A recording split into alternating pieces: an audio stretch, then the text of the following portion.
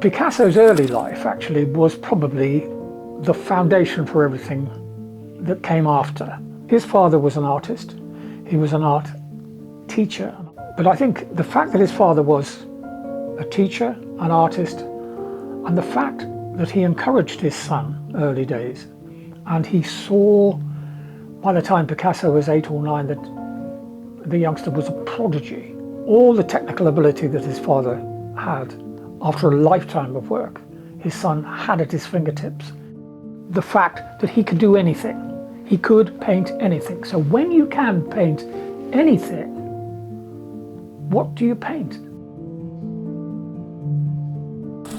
The blue period, from my perspective, is beautiful. We look back at it, you know, it's the whole starving artist thing, and they're chopping up the furniture to put it in the wood burner and all the rest of it. I mean, yes, it's all, but when you're actually in that situation and you can't sell your work, and he was. Many of the blue period paintings were actually not painted in Paris, they were painting back home by that time I think they were in Barcelona. He was doing quite well before the blue period started. Paintings that today, I mean, are worth millions. The Rose period reflects the people he met, and more particular the poet Apollinaire, Guillaume Apollinaire.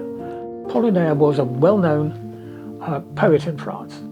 Somehow or other, this idea of hero figures, they were kind of also social outcasts. They were alienated from society. They weren't part of what was going on, just like the people in the blue period weren't part of anything. These were strolling players.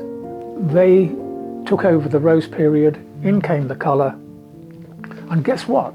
People started buying them. He became commercially successful. Cubism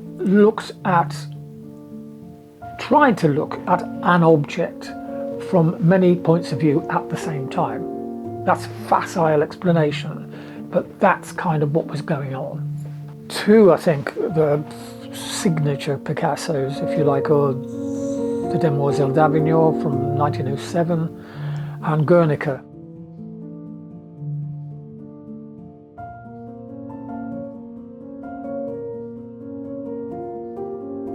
You know you're not looking at a real Picasso because no one's asking 60 million pounds for this painting, but it's signed Picasso, it looks like a Picasso, and I've also find myself taking part of me and putting it into the work. I think that's crucial. Otherwise they're just stale copies, I think, which anybody could do. You have to find part of yourself inside the work that you're doing.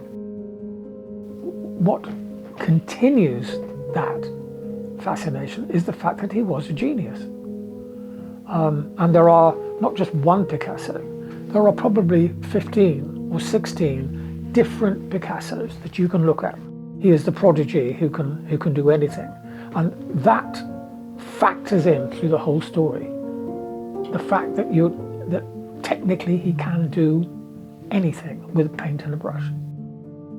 I don't think there is an artist who isn't influenced by Picasso, either as a rejection of where he went with painting, or as an acceptance of it. I mean, look the world over. It's a kind of perfection.